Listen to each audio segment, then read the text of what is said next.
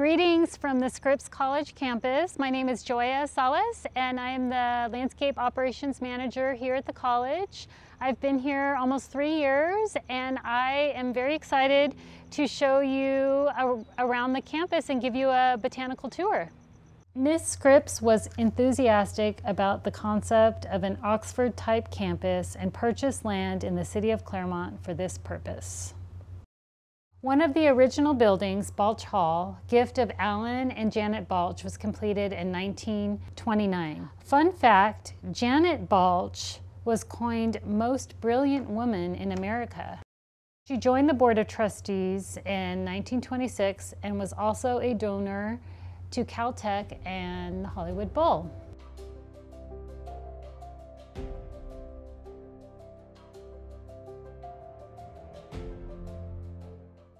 Okay, so here we are in Sycamore Court. This is where our admissions office is housed, among other administration offices. One really interesting about this courtyard is these huge sycamore trees here were carried in through this tiny arch at the front of the building. So it's neat to imagine almost 100 years ago that these giant sycamore trees were just once little 15-gallon trees that were transported to Scripps.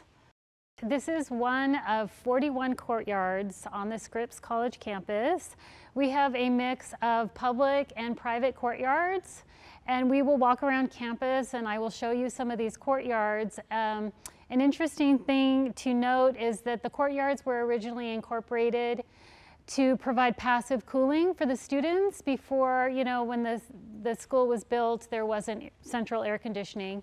So these courtyards were meant to be private study spaces for the students. And there's also a lot of other fun numbers. I will give you some. We have 21 functioning fountains on campus. We have over 350 plant species, over 70 types of trees, and over 32 edible plants. So here we are in Eucalyptus Court, which is just adjacent to Sycamore Court where we just were. This is also Balch and it houses our financial aid office, budget office. The students are always whipping through here, going from class to class. I like this courtyard not only for its beauty, but also to show everybody an example of how the buildings and the landscape were built together. And this tree right here used to be a larger eucalyptus tree that predated the construction of the campus, and the plans for the building were shifted just for this tree. Because of that shift, the arch on the west side of Balch, west-facing side of Balch, is now not centered to accommodate the pre-existing tree, which I thought was pretty cool.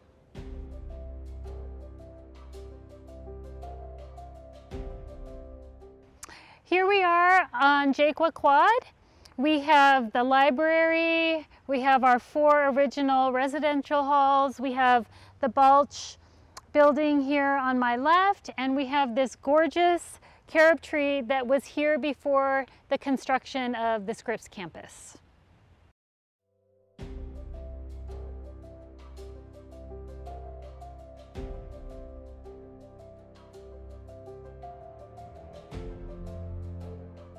In 1984, Scripps was added to the National Register of Historic Places, and this covers the original campus constructed between 1927 and 1939. And we traditionally refer to this as the historic side of campus. All the original plant material in this historic side of campus is thoughtfully replaced once we have trees and shrubs age out. So in the 1920s, there was an influx of new plant introductions, which really served Scripps well. And the Mediterranean style of lush gardens was also very popular and most likely inspired the Scripps campus and Edward Huntsman Trout, who was the landscape architect. The Scripps campus was designed to have a lot of rich seasonality to it. There's always a shrub, a tree, a flower, a bud blooming or dying or falling to give the students the seasonality that sometimes California doesn't necessarily provide. So right now it's winter, it's January on campus. Our infamous elm tree lawn is completely bare. Our elm trees are dormant. Our tulip trees are dormant. Our stone fruit, there's a lot of plants and shrubs that are dormant, but we also have all of our winter beauties, which is mostly the camellias. And we have a wide variety of camellias. We have early, mid, and late blooming camellias. Another interesting thing about the Scripps campus that please look for this if and when you ever are here is that a lot of the shrubs and trees were planted incredibly close to the buildings, and that was deliberate. The original intention was to provide a residential feel, and that's why when you're walking around, you'll see it at Balch where we were and a lot of the original residential halls. There's gigantic trees that are about 1 inch from the building.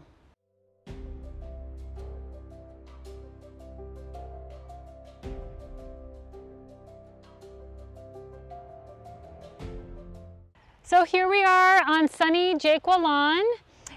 We just had a windstorm, so it's covered with the leaves of our beautiful sycamore trees.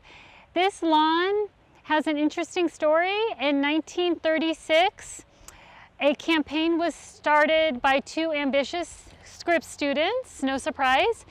The campaign was called Grass Before We Graduate, and they decided to go without dessert for 2 nights a week for 2 years to raise funds to have a lawn installed. The campaign apparently raised half the funds, and then a donor, Miss Honnold, provided the rest. And then in 1972, the quad was dedicated to President Jaquah, who was the first Scripps president. For 50 years, Chandler Walk originally had carefully clipped boxwood hedges and ornamental orange trees. They were replaced by crepe myrtles in 1975, and then in 1988, 13 of the 18 trees were destroyed in a windstorm. The decision was made to replacement with the original Valencia trees, which is what you see now. Most of the Scripps courtyards have a formal, symmetrical character. We will look at 2 examples of this in Star Court and Miyako Court. So here we are in arguably one of the most precious treasures that Scripps has on its campus. This is Star Court, formerly known as Palm Court because apparently there used to be 2 big palms on the corners. There's so many goodies in this courtyard. It is a great example of the formal interior courtyards that all of the residence halls have, all the original residence halls have. This courtyard was redone in the summer of 2018 and beautifully restored. The columns were restored, the fountain was restored. Everything is just so gorgeous in this courtyard. A couple botanical things to note. These shrubs back here are called osmanthus, and they have the smallest flower you could ever imagine and the biggest fragrance. So one really fun thing, we have these osmanthus all over campus, and it's really fun to watch students and faculty and staff walk through the campus and get the fragrance, smell the osmanthus, and then search for a giant flower. It releases a gorgeous gardenia, jasmine type fragrance. We have an example of one of our beautiful eastern redbud trees that is dormant now and will burst with bright pink blooms probably March and April. And we have our quintessential pots that are in all of our Scripps residential courtyards. We usually have a couple citrus or lemon orange lime trees in all of our courtyards. And one very important element to note is that it's very private. It accomplishes what a lot of the other residentials accomplish. It's open and private at the same time. I like to think of these courtyards as hiding in plain sight. The students are safe in here, no one can get in, and they're free to study and relax and be students. Gordon B. Kaufman and Edward Huntsman Trout were selected to design the first buildings and landscape of the new campus and to develop a master plan for future development. Kaufman was selected first, with Huntsman Trout chosen several months later after Kaufman encouraged him to submit his qualifications to the selection committee. The Board of Trustees weighed the decision of selecting an architect and landscape architect for the campus carefully. The trustees involved in the selection process were very knowledgeable about the work of the nominees, having visited many of their buildings and examined the portfolios submitted.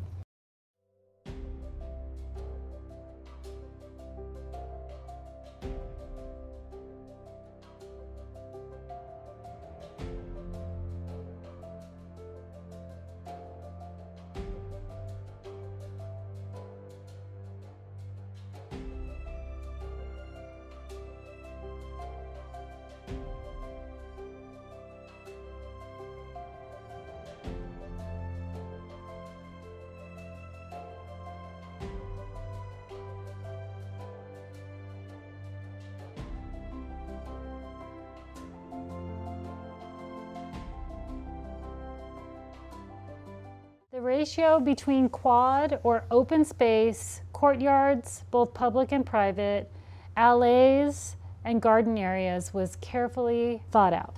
Here we are in Miyako Court, which is one of two courtyards at Shao Hall. The plant material for this whole building area is mostly edible and native, which is really wonderful. We have bay trees, we have toyon, we have a special Engelmann oak, we have blueberries, Eureka lemons, Meyer lemons, figs, we have gardenias for the fragrance. This is just a wonderful courtyard to be in.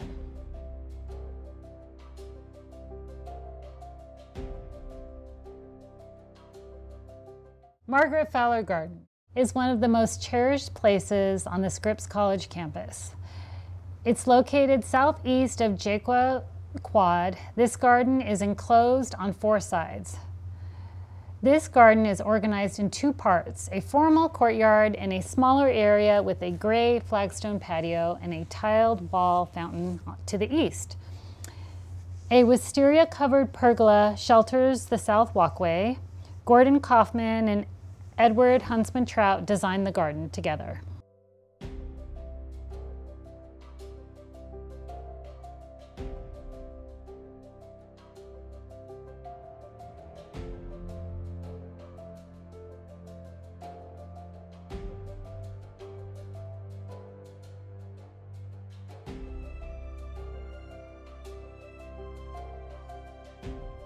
So here we are in another one of our very special treasures, our Margaret Fowler Garden, which is just filled with elegance and classical garden design and the sound of water, and our gorgeous mural over here by Alfredo Ramos Martinez. We have a sculptural element behind me by Albert Stewart, who was a Scripps art professor.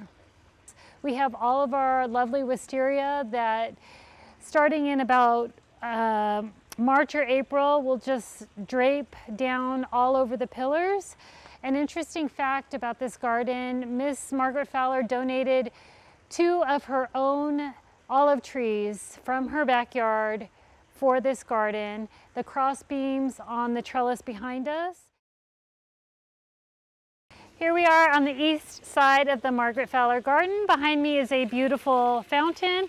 I was just told about a week ago that there used to be a little trough that connected the two fountains in this garden, which would have been amazing if we could still have that. I think that it was an accessibility issue, so we did away with that. Above the fountain is a Seville orange tree. We have a lot of these on campus. They are sour oranges. So if you ever come to campus and you want to pick an orange, do not pick the Sevilles unless you want a very sour orange.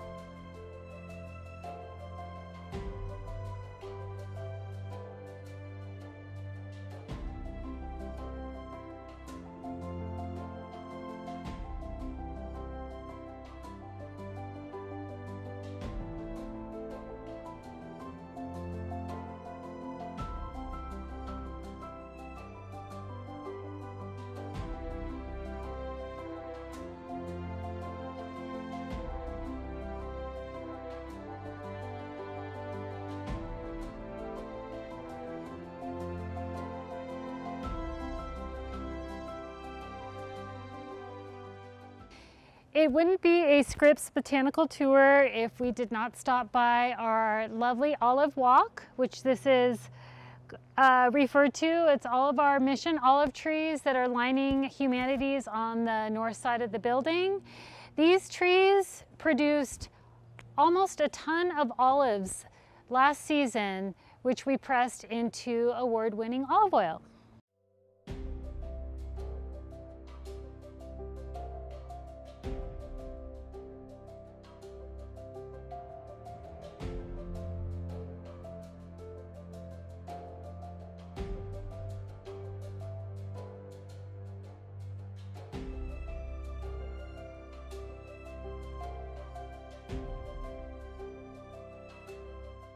Here we are in the Gabrielle Yunkels Winkler Dedication Rose Garden to bid you farewell and thank you for coming on our botanical tour of Scripps College. If you have any questions, you can find me on our Scripps website in the grounds department. Thank you so much, and we will see you later.